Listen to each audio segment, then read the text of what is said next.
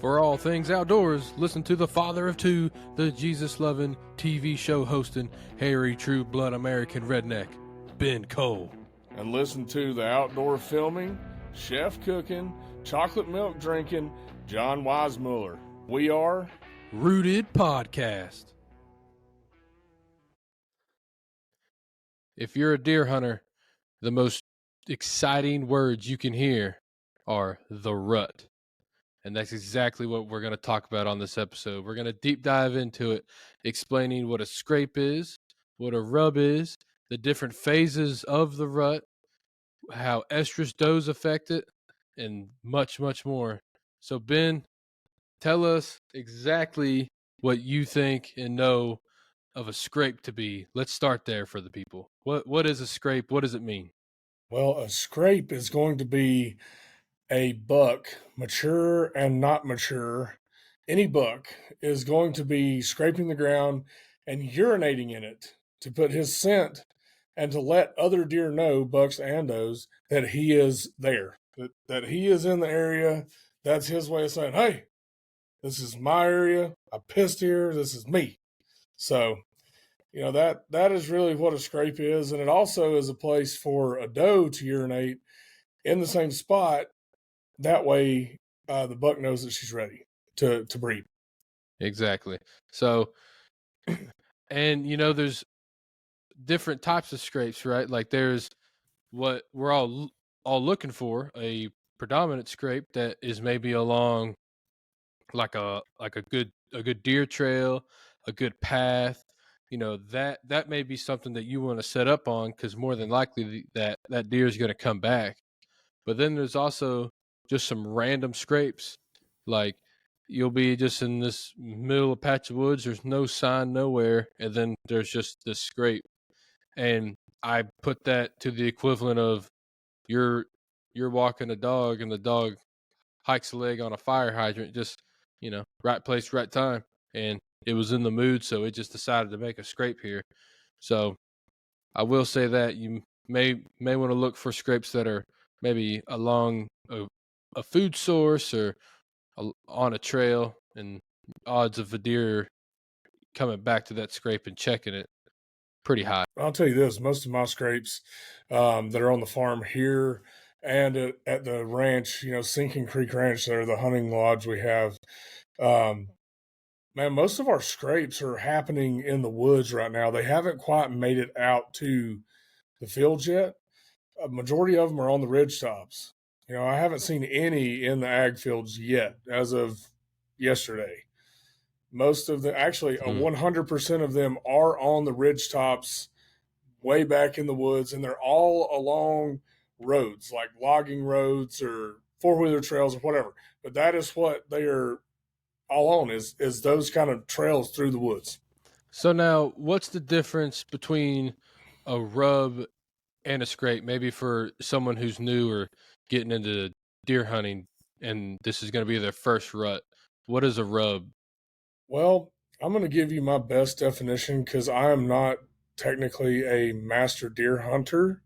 I'm a master deer killer, but it's because good Lord's blessed me over the years, with some good opportunities. But to me, what a rub is kind of marking their territory, but also, like in these hills that we're hunting, I wonder, is it part of a trail system, a network system for them, so they know where they're going, where they've been? Are they going back and forth to the same place?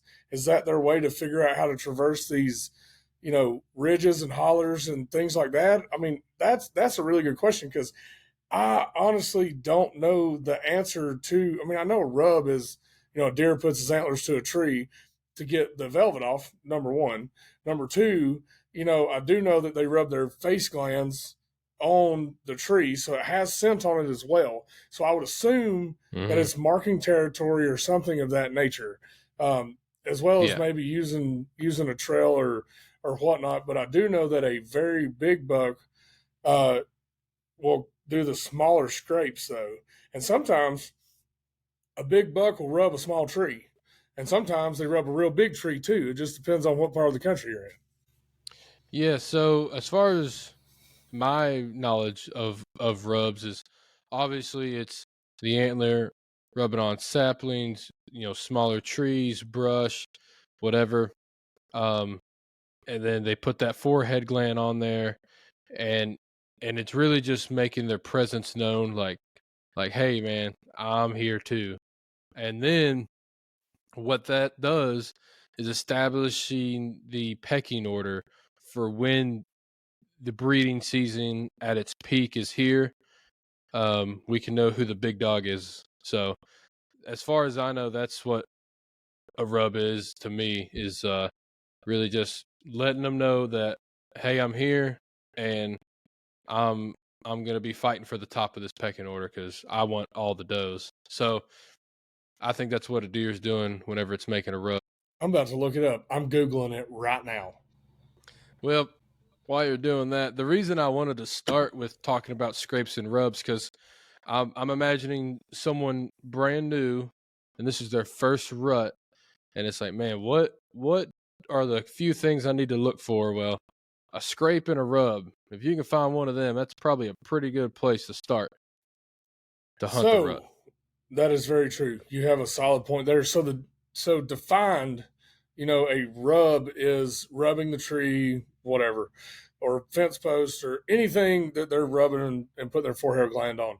However, it is also a lot like a scrape where they put the scent on it and a visual marker to speak to other deer. Essentially, it's what they're doing is communication. Yeah, exactly. That is another form of communication.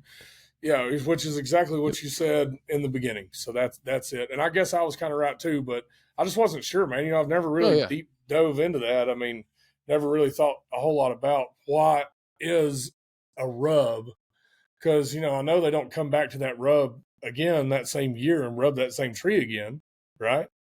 But they will come back to that scrape and freshen it up a lot. Well, and there's a big reason why they come to the scrape and not so much come back to the rub per se. It's because other deer will put their scent on that scrape. Most other deer don't put their scent on the rub. So that's why they come back and check it. And bucks more specifically are checking to see, okay, has another big buck been on my territory? Because this is mine. I made this. No one else is supposed to be here but me. And also, to your point earlier, are checking, hey, has a lady been here? I mean, is someone ready to rock and roll yet? Because I've been ready, man. I'm just waiting for one of these women to tell me they're ready, and it's on. Yeah, no doubt, man. Wouldn't that be awful? One time a year. I mean, dude, I'd be running around the forest mad too. I'd be fighting everybody. Oh, buddy, I'd be scraping and pissing and everything. I would be too, man. Scraping, rubbing. I'd be bellowing, roaring, whatever, grunting, all over the place, man. I'd be the first one to get shot. It'd be, oh yeah, me too. If one dude makes a call to me, I'm coming, running. I'm like, "What's up, lady? What's up, girl? Like, where are you? Where you at? Oh, God. Boom, done." Yep, that would be me too. Oh man. Oh my goodness. Man. Thank the Lord for our wives. Let's break this down a little bit. Everybody, whenever you say the rut to a deer hunter, all they think about is the chasing of a doe by a buck, right? That's all usually anyone thinks about. But there's stages to this. So there's obviously the pre-rut, right? So but before the rut gets here, and then you can kind of see the woods starting to ramp up. There's some seeking going on. And then there's the peak, which is the chasing phase, which is where whenever you see that deer just running by you 100 miles an hour, you can holler at it. You can do everything that you're not supposed to do as a deer hunter, and that deer doesn't care, right? So there's that. And then there's the post rut when things start to kind of wind down. Maybe some deer are still chasing, but for the most part, it's over. And then once in a while, there's a potential for what some call the second rut. It's not very common, but it's not 0% chance either. So that's kind of the breakdown of it, and I kind of just want to go through each of those. So and times that, we've been in the woods and seen it.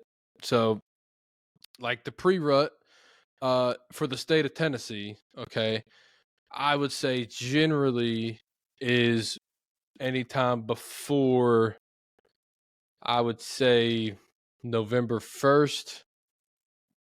And then in the seeking phase, you're probably the very beginning of November. And then once you get into 10th to the 14th, somewhere in there, I'd say chasing starts. Chasing lasts about a few days, week tops if you're lucky. I mean, it's not like the peak of it lasts forever.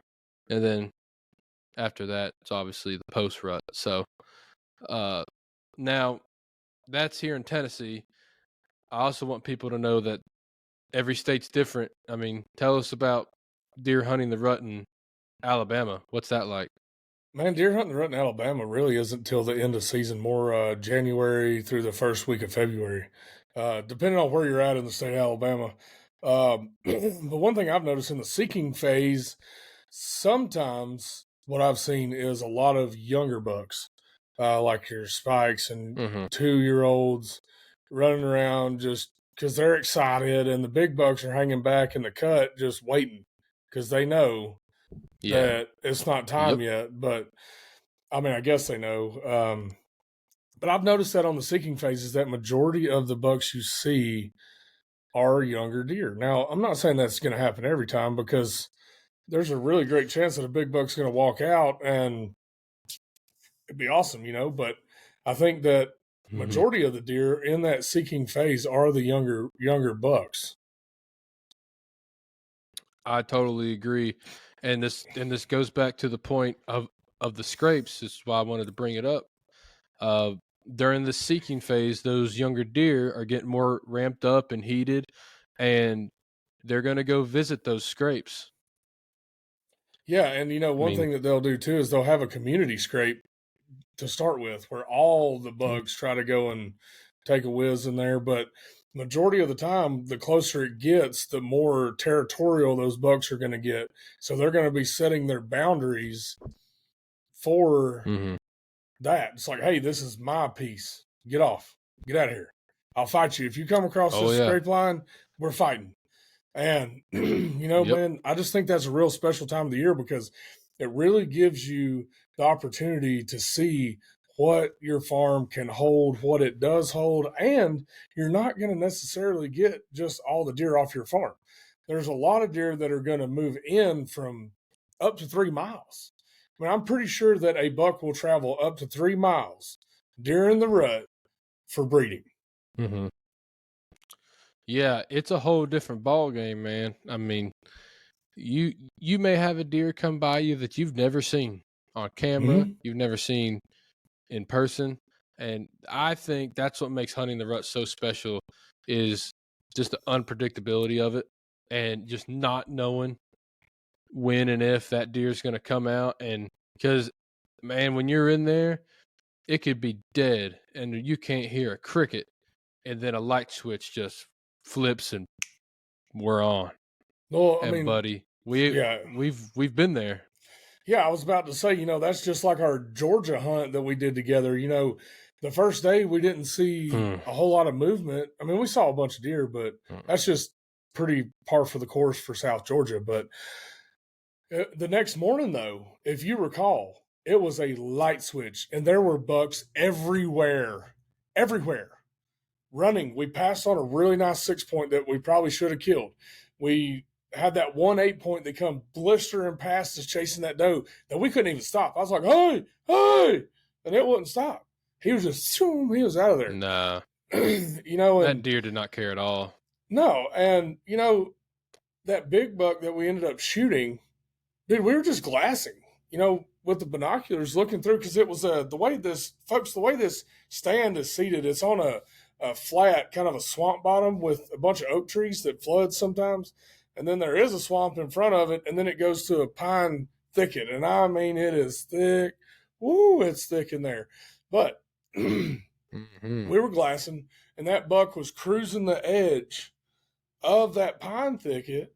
And we just so happened to spot him. It's like, oh, hey, man, look, there's a shooter right there. Let's try to grunt him over here. Hit the grunt call, and I am by no means, a grunter. I just do it. I'm like, all right, cool. This sounds cool.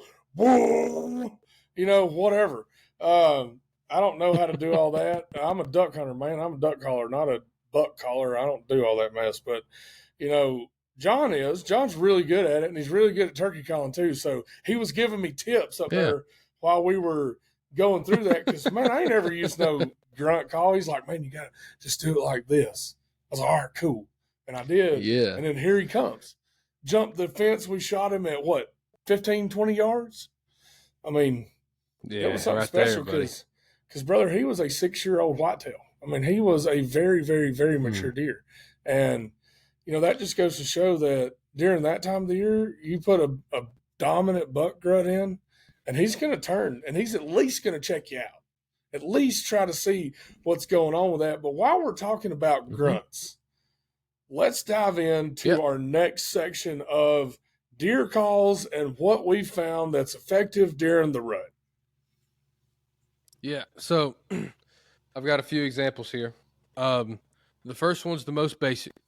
Anybody can use this call. So what it is a doe estrus bleat can, okay? Hot doe. And it does, the old hot doe can here. All it does is exactly what I just said. It makes a bleat of a doe that is an estrus. What is estrus? Estrus is when a doe's in heat, just like when your female dog gets in heat. Same concept, same exact thing I'm talking about. So this is what it sounds like. All you do is you tip the can and then flip it back over. It's going to sound like this. And that's it. Just, and now what is that saying? Okay. What is that deer doing? That deer is telling all the other deer that, hey, I'm an estrus. I'm ready. Like, I'm kind of I'm over here. Whenever you're ready, I'm ready. Okay, cool. Then, sticking on the does here for a second, there's something called a breeding bellow call. And that's like an estrus bleat. Yeah, it's not common. People don't, I don't want to say it's not common. It's deer do it all the time during this time of the year. It's not a very common thing through deer hunters. But what is it? It is a estrus bleat with a kick. Okay? Sounds like this.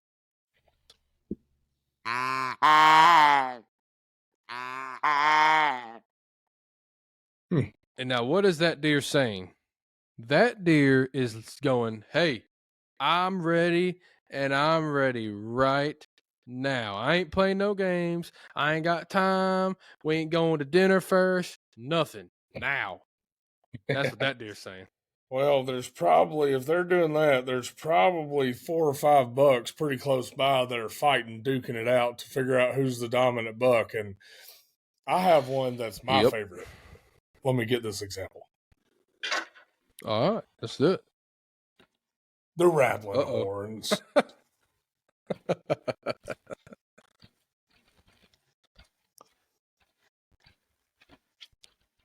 That resembles a buck fighting. Now, am I the best at that? No, but it's a lot of fun to do that. Just watch out. You may pinch your thumb or your fingers, whatever. But that is a good way to emulate 2 bucks going at it. And it really piques the interest of other bucks that are close by. It's like, oh, hey, if they're fighting over there, then there may be a doe in heat over there too. We need to go check that out and get in on that action, because if these bucks are inferior to me, I can whip both of them, and then I can win. Hey, that's how it works, man. Now, yeah. So whenever you do the rattling horn and you put in a grunt and maybe a snort wheeze, man, now there's always the other side of the coin. So you may push a little deer out that, may be a good deer antler-wise, but he's not the big buck. He's not the dominant buck. So if it's the dominant buck, he's gonna come in there, man. He's gonna be like, "What are y'all doing in my neck of the woods, pal? This ain't cool." So you can use that rattling. You can integrate a buck grunt and a snort wheeze in that. I'll demonstrate those. The buck grunt, easy call. You literally just get a grunt call and you just push air through it. It's not difficult. That's it. Now you can do different tones. You can go longer, louder, whatever you want to do. And then there's another one that I've had work. I've had all these calls work, but this one I was impressed that it worked. I'll tell the story really fast. Had a group of deer come in this field. Me and my dad were hunting, and man, they would just stay in this far corner, went into the tall grass and just disappeared. And I was like, where the heck are these deer? And I grunted and I did this and that because I saw a buck in the group and nothing was working. And I'm like, man, I said, well, Dad, before we give up here, I've got one more call to try. And it was this call right here. It's called a snort wheeze. And it sounds like this.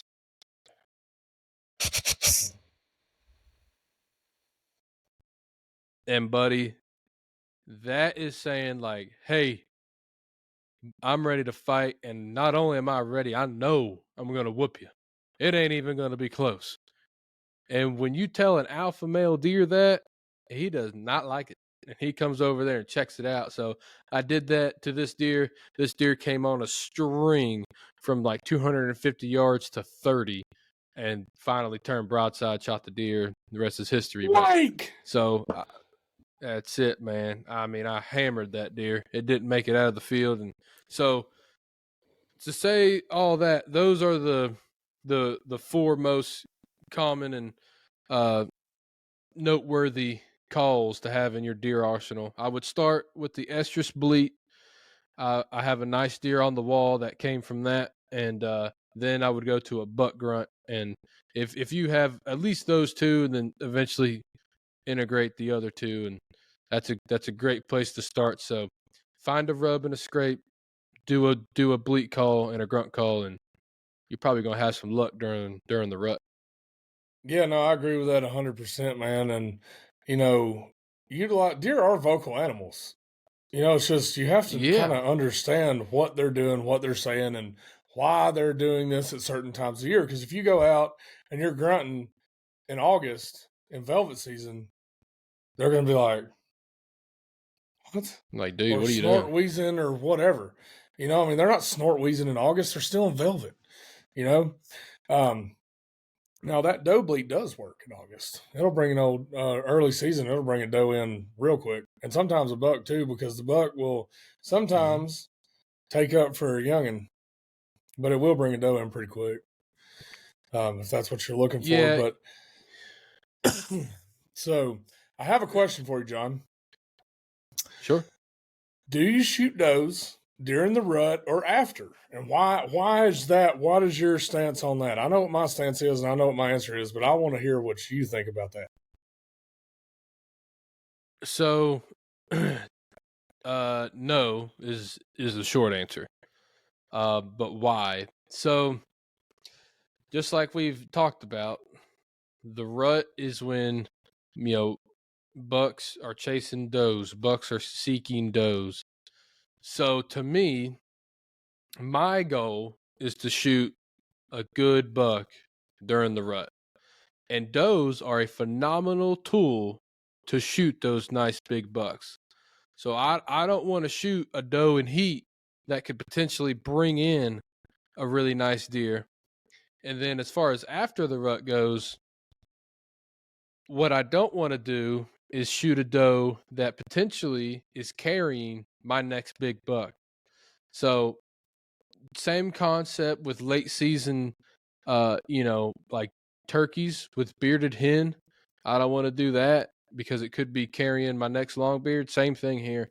I don't want to shoot a doe in, you know, after Christmas because Lord knows what could be in it. I mean, and the doe could not be pregnant, right? But Yeah. I'm not going to have time to examine. I mean, so I just don't take that chance. And I try to shoot all my does in October, and maybe one before the rut really starts. And but that's about it there. What's Yeah. your stance? Man, I agree with you 110%. Like, I do not shoot does once the rut starts. I'm just not going to do it because I want all the breeding stock I can possibly have during that time. And if you shoot them afterwards, like you said, it could have your next big buck in the chamber, in the cooker, but you just don't know it because you're not going to know it until later in the spring. Yep. You're not going to be able to see that at all until later on.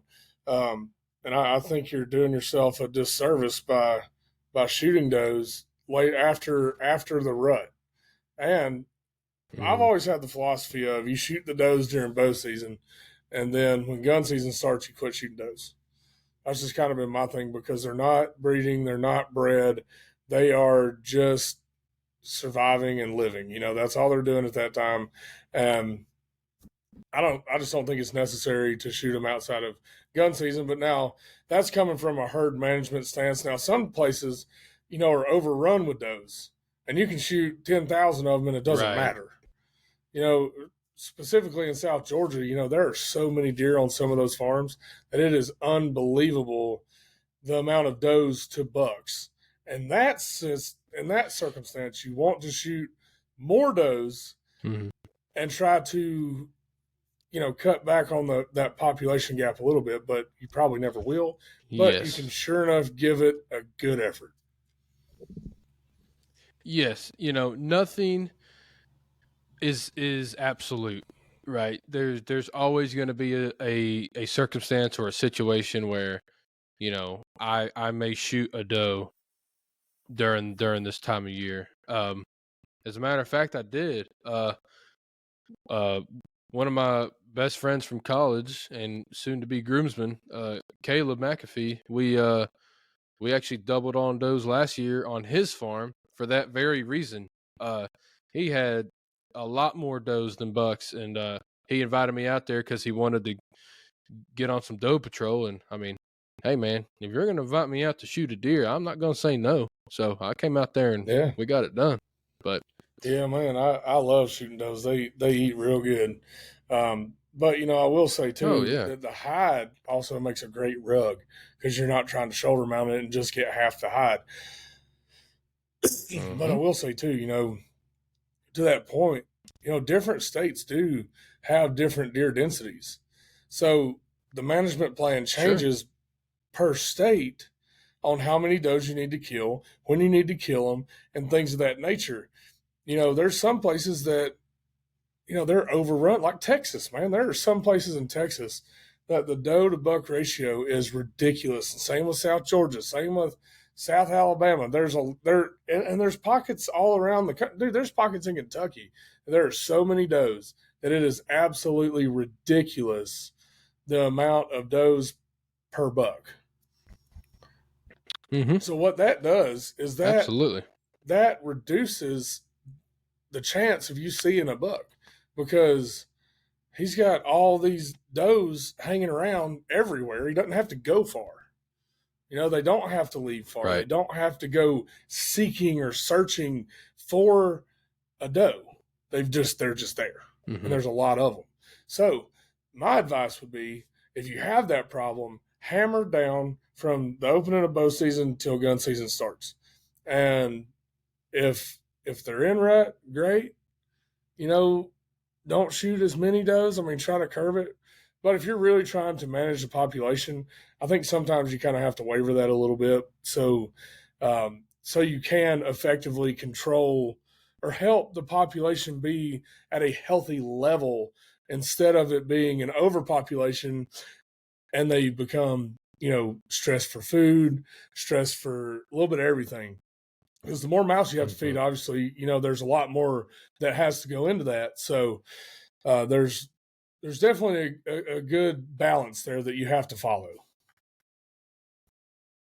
Absolutely, and And that's what it's all about, is just managing the herd. And, for my farm, I'm not going to shoot that doe. And maybe in South Georgia on some people's farms, it is that way. And it's, situations are situational, and you just got to take it as is. I will say another reason that you may not want to shoot that doe, that a lot of people may not realize, is the communication factor. And what am I trying to say is the nonverbal cues. Like, if you just sit there and you just watch this doe, it's going to tell you if she's an estrus or not. And you may ask, how does a doe tell you nonverbally? Well, for one, most of the times deer's tails are laying flat, like right up against them. And then, if they're in danger, their tail is up, and then they throw up the white flag and, saying everybody bounce. But if they're in estrus, most times it'll be flat. And that's them telling all the other deer around them, like, I'm ready. I'm in estrus. So there's that. And then a deer likes to squat a lot, and AKA it's peeing a lot. It's putting out scent. Like, your deer will tell you what's going on if you just let them, instead of just letting the deer come in and you don't give it 3 seconds and you blast this doe. I mean, and all that's fine and dandy, but maybe give it 10 minutes and let that deer talk to you. You know what I mean? And tell you what's going on. Yeah, no, I agree with that, man, because, if you do have that hot doe in front of you, there's a good chance there's a buck real close by on its way. Yeah. I mean, there's really not any other way to look at that. But if you really study the deer and you learn, okay, this doe is in heat now, she's being chased by all the little bucks, and the big bucks are fighting in the background or whatever. But you can also tell when they're going into rut, because those little bucks will start bumping them, trying to chase them everywhere. So that's one thing to watch out for. But, like you're saying, to your point, if you notice a doe is doing that kind of stuff, that's when you're going to be more likely to kill the nice buck. Yes. And you may also have more luck calling during that time, because just like you were saying earlier, right? If a estrus bleat, now we can deep dive in another episode of different bleats and different grunts. That's a whole nother conversation. But for an estrus bleat, they're not doing that in July. No. They're doing that in November. So, yes. But if you do an estrus bleat and no deer is in estrus, the buck's gonna be like, I don't believe it. I'm not going over there. But if you just saw a doe tell you that it's an estrus, and it may walk away or whatever, and then you do an estrus bleat, that buck will be like, I saw Sally the other day with her tail even. I bet you that's her over there. I'm gonna go see what's up. And you got a better chance. Well, the thing of it is that deer communicate. That's the bottom line, is they're going to communicate. They have the scent glands. They have the bleats, the grunts, the snort wheezes, all that stuff. That is all communication, and we have to pay attention to what that communication is and what time of the year it is to be more successful in the woods. That's just, you have touched on a lot of solid topics there, and it really boils down to communication. That's just what it is. Yep. As the deer are communicating with each other, letting the other deer know, hey, I'm in heat, ready to breed. Come on, bucks. Or they're like, don't touch me, back away. Yeah. And like the rattling, the rattling of the horns, man, those bucks. I didn't do a really good job of demonstrating what it is, but dude, it's violent. It can be really, really violent. And it's not quiet. Man. It's not soft. Now, sometimes they'll get locked and, it'll be a little click clack, but when they hit each other, buddy, they hit. It's like two linemen hitting.